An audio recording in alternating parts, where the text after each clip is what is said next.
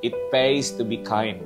Alam po ninyo, wala po talagang makakatulad po sa pagiging mabait, sa pagiging matulungin.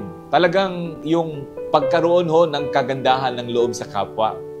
I'd like us to go in Matthew 5:39 to 40. I want to read it from the New Living Translation.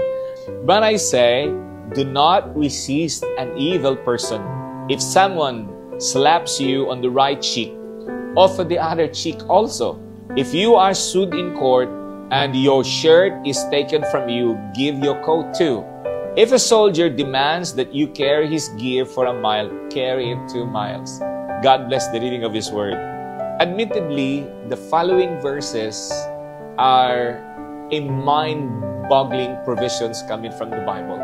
In fact, to the extent many are offended, just simply offended by the verse. Imagine mo naman kung sinaktan ikaw, yung mukha mo daw ay slap, no, here on the side.